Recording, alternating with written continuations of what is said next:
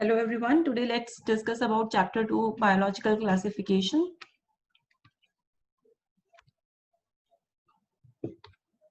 Right. So first of all, let us know what is let us try to understand what is the meaning of biological classification.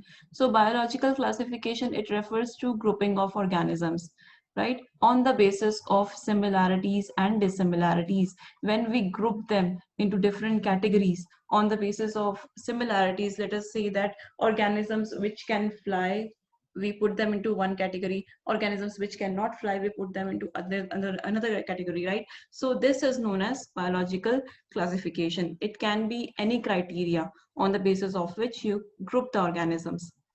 So the first approach which was given for biological classification was given by Aristotle. He was a Greek philosopher and he grouped the organisms into plants and animals. So let me write over here. So Aristotle, who is also known as father of biology, he classified organisms into plants and animals. But he classified organisms uh, uh, into two groups, but this approach was not very scientific. During that time, even the science was not that advanced, microscopes weren't there. So he used simple morphological characters for his classification, and he classified plants into trees, herbs, and shrubs based on their height. On the basis of their height, he classified plants into trees, shrubs, and herbs. And he divided organisms, animals, into organisms with red blood and without red blood. So this was the classification given by Aristotle. But again, I'm repeating my point, this was not very scientific. The first scientific approach was given by Carolus Linnaeus, and he proposed two kingdom classification. Two kingdom classification, and he classified organisms into kingdom Plantae, and kingdom Animalia. Right. So this was proposed by Carolus Linnaeus, who is also known as father of taxonomy. If you remember, in lower grades, we have learned about binomial nomenclature, which was given by Carolus Linnaeus, right? And this binomial nomenclature refers to naming of a scientific way of naming the organisms. For example, if I have to write the scientific name of humans, so I will mention it, I'll write it like Homo sapiens, where Homo refers to the genus and sapiens refers to the species. And first alphabet of this genus should be capital, and always it should be underlined until and unless it is printed or written in italics, right? So this is all about Carolus Linnaeus, who is also known as father of taxonomy, and he classified organisms into kingdom Plantae and kingdom Animalia. But this classification was not accepted after some time. Reason, first of all, it did not distinguish between eukaryotes and prokaryotes.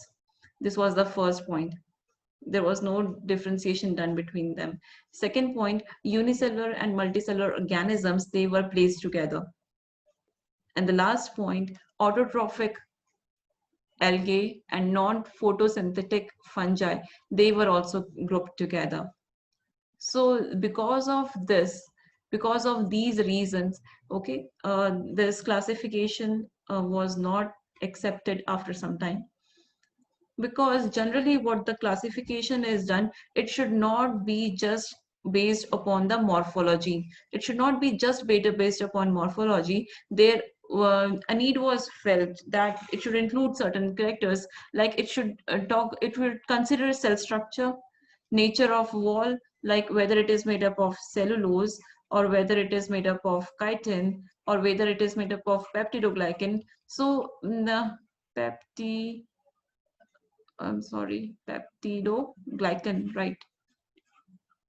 right? So not just looking at the morphology, you cannot classify organisms just based on upon the morphology, that is outer appearance. You need to consider still more characteristics like cell structure, nature of cell wall, like what it is made up of, what is its composition, what is the mode of non-nutrition, whether it is autotrophic or heterotrophic or inheterotrophic, whether it is holozoic or saprophytic or parasitic, habitat, right? Methods of reproduction, whether they reproduce only by asexual method or asexual or sexual methods or vegetative method.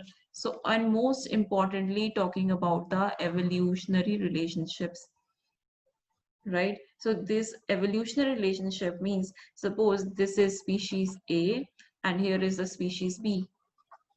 We say that, okay, these are two different organisms, but it should, classification should also talk about their evolutionary relationship. Are they related in the evolution? If we go back into the time, were they related? Were there any common ancestors from which these two species arise? So this or originated, right? So this all characters, all features should be considered. Next, after two kingdom classification, as it is not mentioned in our book, but just for information's sake, right? Three kingdom classification was proposed by Ernest Haeckel.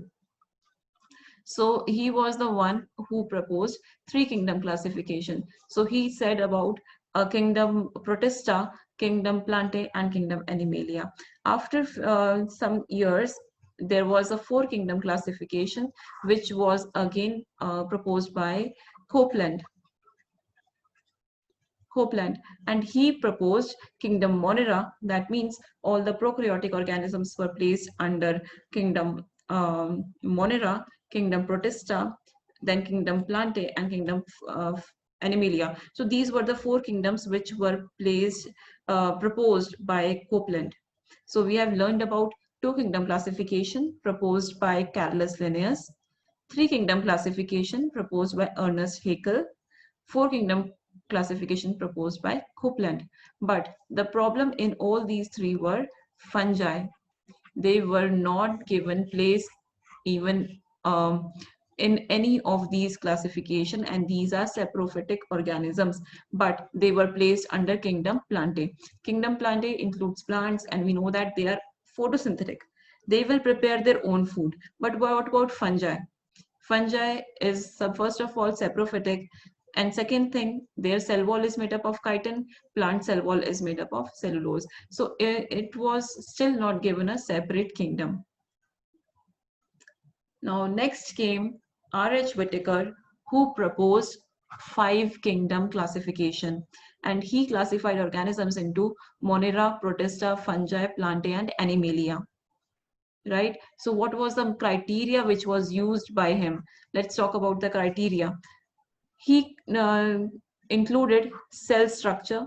He considered that body organization, right? If we talk about cell structure, whether it is prokaryotic or eukaryotic, when we talk about body organization, whether it is unicellular or multicellular, mode of nutrition, whether it is autotrophic or heterotrophic, or it is heterotrophic, is it saprophytic, right? Reproduction, whether they reproduce sexually or asexually, and most importantly, as I had told you earlier too, phylogenetic relationship. Phylogeny, it refers to evolutionary history of organisms. So this was also considered. So these all characters were considered by R.H. Whitaker, and it is very much important for you to understand this and learn this. What were the five criteria which were used by R.H. Whitaker for the classification? And he proposed five kingdom classification. Next came Carl Woese. He was the one who actually classified kingdom Monera into further two groups. That was Archaebacteria and Eubacteria. right? He was the one who classified kingdom Monera into these two groups. But later on, he proposed three domain, six kingdom classification. Let us see. We know hierarchy of classification when we say that it's kingdom, phylum, class, order, family, genus, and species. This is the hierarchy of classification. So Carl Woese, he proposed the highest rank of classification as domain. So Carl Woese proposed the highest rank of classification, highest rank of classification. That means a rank above kingdom. That is domain. A rank even above kingdom, that is domain. So he proposed three domains. Okay, so let us write what were the three domains. First one was archaea, right? Need to check the spelling, right? And second one was bacteria, and the third one was eukarya. Archaea includes archaebacteria, bacteria includes eubacteria, and eukarya, it includes kingdom protista, kingdom fungi, kingdom plantae, and kingdom animalia. So let me write over here, it includes kingdom archaebacteria, and bacteria includes kingdom eubacteria. So let's see how many domains we have got. We have got three domains, that is archaea, bacteria, and eukarya, and we have got six kingdoms. So kingdom archaebacteria, kingdom eubacteria, third one is kingdom protista, fourth is kingdom fungi, fifth is kingdom plantae, and sixth is kingdom animalia. So here you see in our book it's written three domain system was proposed, right? And thereby divided all of the organisms into six kingdom. So three domain, six kingdom classification, it was given by Carl Woese. Now, there are certain issues. Let us see what were the issues which were not cleared by the earlier classification, and why this five kingdom classification is very much important. Bacteria, blue-green algae, which is also known as cyanobacteria, fungi, moss, gymnosperms, angiosperms. Now you see all these eukaryotic, prokaryotic, or you can say unicellular, multicellular organisms, these were all placed under plantae, right? Bacteria was placed under plantae, fungi was placed under plantae, moss, ferns, gymnosperms, angiosperms, these all were placed under plantae. On what basis? On the basis that they all possess cell wall. But now we will discuss in few minutes what is cell wall of bacteria made up of, what is cell wall of fungi made up of, and what is cell wall of plants made up of. Is there any difference? We will discuss in few minutes. So because they all possess cell wall, so these all were placed under plantae. So this was the first issue, right? Second issue was prokaryotic bacteria, right? Prokaryotic bacteria and cyanobacteria, they were placed together with eukaryotic organisms, right? Prokaryotic and eukaryotic, they were placed together, and single cellular organisms like chlamydomonas and multicellular organisms, right? They were placed together. So they were placed together. And one more thing, this was the third one, and fourth point, fungi, which is saprophytic, was placed together, right? So this, on the basis of cell wall, these were placed together, right? But after this five kingdom classification, which was proposed by R.H. Whitaker, so uniprokaryotic organisms were given a separate kingdom. And what's that kingdom? Monera. All the prokaryotes were placed into kingdom Monera, as it is written here. All the prokaryotes were grouped into kingdom Monera. All the unicellular eukaryotic organisms were placed under kingdom Protista, right?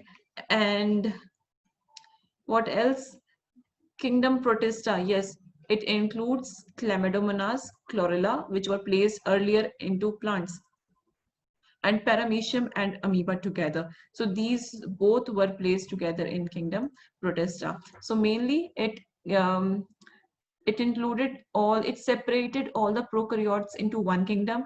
And second thing, all the unicellular Protista, they were placed in one kingdom. And third, most importantly, a separate kingdom was given to Kingdom Fungi. So the most important thing, we need to understand whenever classification is done, okay, it doesn't consider only one morphological characters. Different criterias are considered, and most importantly, along with that, we also need to consider evolutionary relationship. And still, as our understanding will become more better, it is quite possible that more classification or different types of classification will be proposed in future, right? So one last, a small table we will discuss today, that is of various kingdoms. This was proposed by R.H. Whittaker. So the characters which were considered was cell type, right? So here are the 5 kingdoms. When we talk about cell type, out of these 5 kingdoms, only one kingdom includes prokaryotic organism, and that is Kingdom Monera. Rest all are eukaryotic organisms, right? Protista, fungi, plantae, animalia, these all are eukaryotic organisms. Protista, okay. If we talk about Monera, the only organisms which are found in Monera are bacteria. All the bacteria will come in this one, right? Second thing is cell wall. So in case of Monera, cell wall is present, but it is not made up of cellulose, because we know that plants, if I ask you what is cell wall in plants made up of, you'll say that it is made up of cellulose. We have learned this. In case of animals, it is not present. This is something new which you need to remember. In case of fungi, it is made up of chitin. Chitin. In Protista, it is present in some but not in all the organisms. And in case of Monera, it is non-cellulosic. That means it is not made up of cellulose. It is made up of polysaccharide and amino acid. It is also known as peptidoglycan. About nuclear membrane, we know that in case of prokaryotic organism, nuclear membrane is not well defined, whereas well defined nuclear membrane is present in case of eukaryotic organisms. Right? So it is absent here, whereas it is present in all the other organisms. Monerans, these are unicellular. Protista, these are also unicellular, but other all are multicellular organisms. That is Kingdom Fungi, Kingdom Plant, and Kingdom Animalia. Monerans can be autotrophic and they can be heterotrophic. Protistans, again, it can be autotrophic and heterotrophic. Fungi, it is saprophytic or parasitic. That means it is heterotrophic. Plants are the one which are autotrophic. They can prepare their own food by the help of photosynthesis. And in case of animals, these are heterotrophic. It can be holozoic or saprophytic or parasitic, right? So this is all about classification. So in next video, or we'll discuss about Kingdom Monera, right? Thank you so much for watching.